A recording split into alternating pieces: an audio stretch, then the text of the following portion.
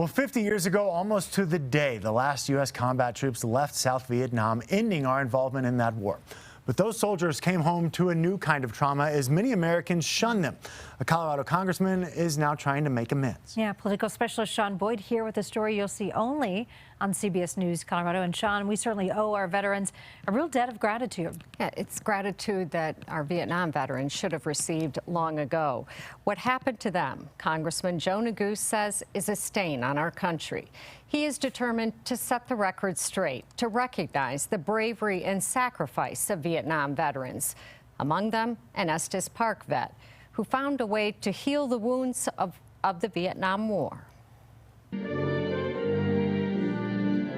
For years, Terry Rizzuti boycotted events like this, events where he had to salute the American flag, a flag that for him represented a country that had turned its back on him after he put his life on the line for it.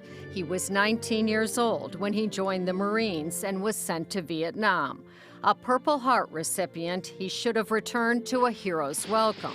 Instead, he was met with hostility and scorn. Even the American Legions didn't want us, and the VFWs didn't want us. Who served and sacrificed. 50 years later, Congressman Joe Neguse is giving Vietnam veterans like Rizzuti the welcome home they deserve.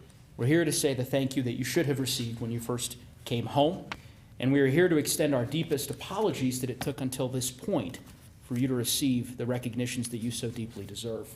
The son of immigrants, Neguse says it is because of the service and sacrifice of the veterans that he has freedoms his parents didn't. A big part of this is recognizing the men and women who fought for those freedoms. 60,000 of whom died in Vietnam.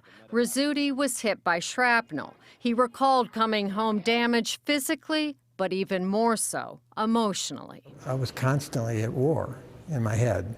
It wasn't until he began writing, he says, that he was able to process the anger and anguish, and at 76 years old, once again honor the flag. My work might only be a tiny drop in a huge bucket of all that is available by way of war research material, but by God, it's my drop, and I'm proud of it.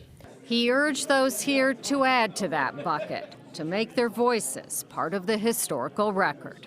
Together, we can set the war record straight, our hearts at peace, perhaps even our minds at rest. I'm a Vietnam vet. I'm proud of it.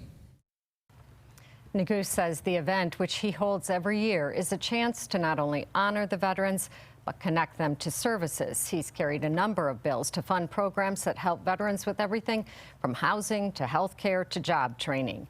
Rizzuti has written several books, one of them used by 5 universities. You know, he told me it wasn't until 9/11 that people really started to see Vietnam veterans differently, and he was able to see his country differently. Wow. And I'm glad that so many people are seeing them differently now, Yeah. Sean. Yeah, great story. Well deserved. Thank you. Now we want to head over to Park.